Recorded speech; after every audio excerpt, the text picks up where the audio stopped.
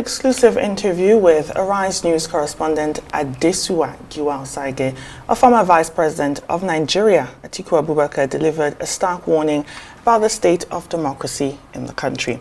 Following President Bola Tinubu's declaration of a state of emergency in Rivers State and the suspension of Governor Sim Fubara, Atiku did not mince words, describing Nigeria's democratic health as being in a dire place. He further accused the National Assembly of deep-seated corruption, singling out the President of the Senate, Godswill Akpabio, in scathing critic. Let's take a look.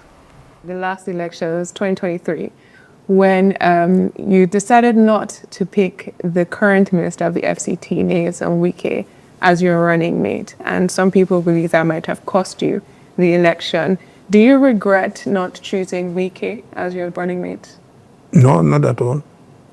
Because, you see, in 2019, when I won the ticket in Port Harcourt, and I came back here and then went straight to Abeokuta to meet my boss, President Obasanjo, and told him, Mr. President, I have got the ticket. So he asked me, he said, okay, from where is your running mate going to come from? I said, of course, it's either southeast or southwest. He said, no, leave southwest. Because I was there for 8 years. Go to southeast. I said, okay, sir. Do you have anybody in mind? He said, yes. The first person he suggested was Ngozi Okonjo-Iweala. So I told him Ngozi was not a member of our party. I believe if I forward the name to the party, they will reject. He said, okay. He said, what about Soludo? I said, Soludo too was not a member of our party, so they will not accept. And I said, what about Peter Obi? I said, Peter Obi is a member of the party. He said, okay, take him. I said, okay, sir. So that was it. That was it. So I came back here in this very same building, very same room, and some morning meeting of the party leaders, then I was cited by Uche Secondus and others, including Wike himself, Tambuwal. I remember there were about 7 of them. I said, look, I have been to my boss, and this is what he said. Do you have any objection? You are leaders of the party and also leaders of the governance forum. They said, no, we don't have objection. I said, okay, go and announce. Now, I came under a lot of criticism after that. They said I did not consult with the party enough. So in 2023, I threw the whole thing to the party. I said, okay, set up a committee and recommend 3 people for me to pick as running mate. And they set up a committee, and they came with a recommendation, number 1, number 2, and number 3. So I picked number 1. Who are the other 2? Number 1, I'm guessing, was Okowa. Yes, and the other one was Wike. I think number 2, and number 3, I don't. No. Yeah. Udom, that's right. So you didn't pick Wike solely because he wasn't number 1? He wasn't. But now you formed, and included in that coalition is Nasir El-Rufai and possibly Peter Obi. People are asking how successful that coalition can be going into 2027 if everyone heading the coalition wants to be president.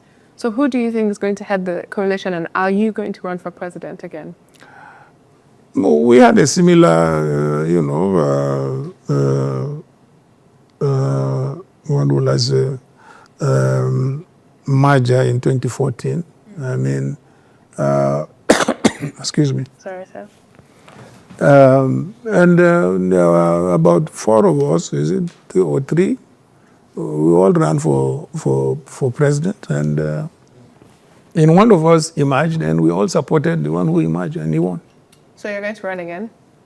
I don't know, because there has to be, first of all, a viable platform, and more than any other time in the political history of this country, particularly since the return of democracy, I have not seen Nigeria in dire need of, an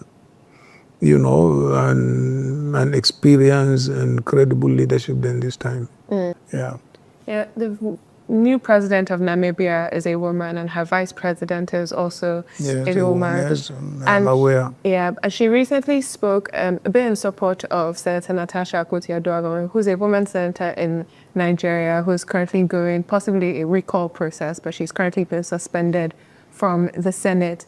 And a lot of people view her suspension as meaning that the PDP is weak or opposition is weak. Do you believe that the PDP has been weakened in retention? Yes, definitely. The PDP is weak because we have a compromised leadership in the party, and there is no doubt about that.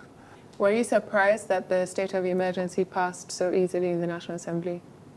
I was not surprised because I know the leadership is corrupt. I have no apologies about that. And they could do anything. And the Senate president is known actually to be, to be having those type of character, even when he was a governor. So I got the reports quite a lot.